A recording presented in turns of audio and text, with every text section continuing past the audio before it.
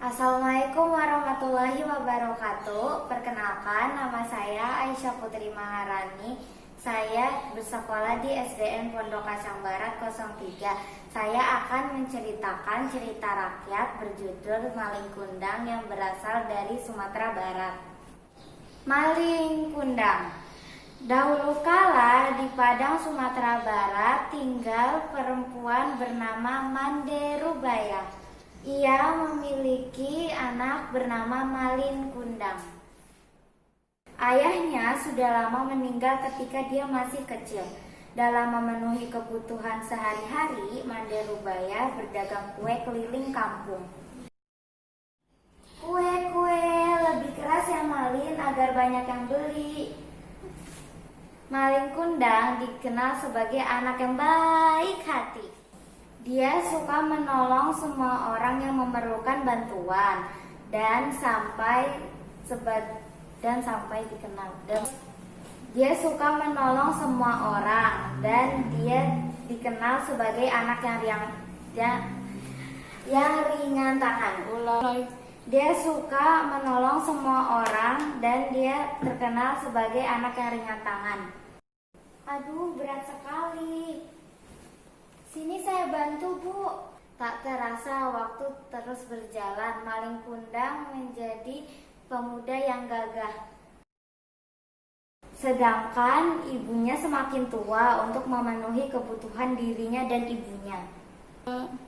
Malin Kundang menangkap ikan di laut. Hasil tangkapannya dia jual ke pasar. Suatu hari Malin Kundang memiliki keinginan untuk merantau ke kota untuk mengubah nasib. Malin Kundang mengutarakan keinginannya kepada ibunya.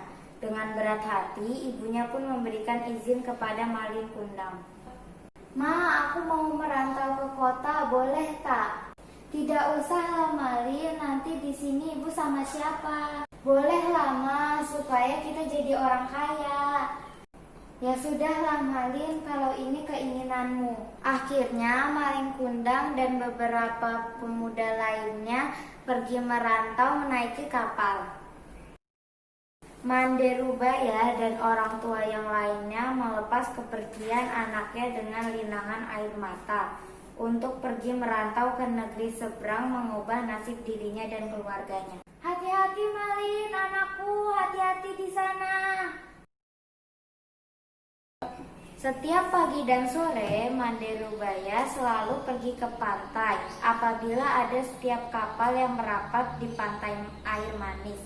Mande Rubaya selalu menanyakan kabar tentang anaknya, tetapi semua awak kapal dan nakoda tidak mengetahui kabar Malin Kundang anaknya. Apakah kamu melihat anakku, si Malin Kundang? Tidak Mande Rubaya, selama di perantauan kami tidak melihat Malin Kundang. Harapan Mande Rubaya ingin bertemu dengan anaknya pun terkabul. Pada suatu hari yang cerah, ada sebuah kapal besar dan megah yang merapat di pantai air manis. Mande Rubaya dan orang-orang kampung berkumpul menyambut kedatangan kapal itu. Mereka mengira pemilik kapal itu adalah seorang bangsawan yang kaya raya. Sepasang muda-mudi sangat senang atas penyambutan masyarakat setempat. Mande Rubaya yakin kalau pria tampan itu adalah anaknya. Hah, itu seperti anakku, Malin Kundang. Malin Kundang kaget karena tiba-tiba ia dipeluk oleh wanita tua yang mengaku ibunya. Karena malu dengan istrinya, Malin Kundang mendorong ibunya hingga terguling ke pasir. Dia begitu tega menendang wanita tua itu dengan kakinya. Seketika wanita tua itu terpelanting dan pingsan. Malin anakku! Siapa kamu, wanita tua renta yang menjijikkan? Ya Allah Malin, kamu tega banget sama ibu. Malin!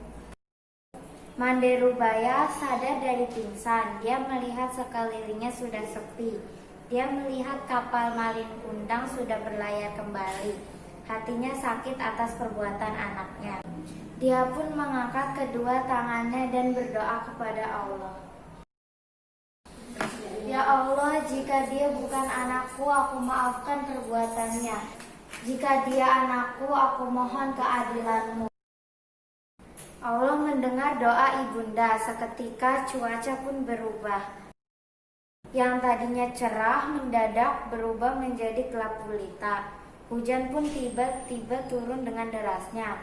Ada sebuah ombak besar menghantam kapal Malin Kundang. Seketika kapal itu pun hancur terpecah belah. Keesokan harinya matahari memancarkan sinarnya. Burung-burung berkicau menyambut pagi yang cerah. Terlihat kepingan kapal yang telah berubah menjadi batu. Itulah kapal Malin Kundang. Tak jauh dari tempat itu ada sebongkah batu berbentuk manusia sedang bersujud. Masyarakat meyakini bahwa tubuh itu adalah tubuh Malin Kundang, anak durhaka yang dikutuk oleh ibunya. Pesan moral dari cerita Malin Kundang, kita harus menghormati dan menyayangi orang tua. Sekian cerita Malin Kundang yang dapat saya sampaikan versi saya. Sekian dan terima kasih. Wassalamualaikum.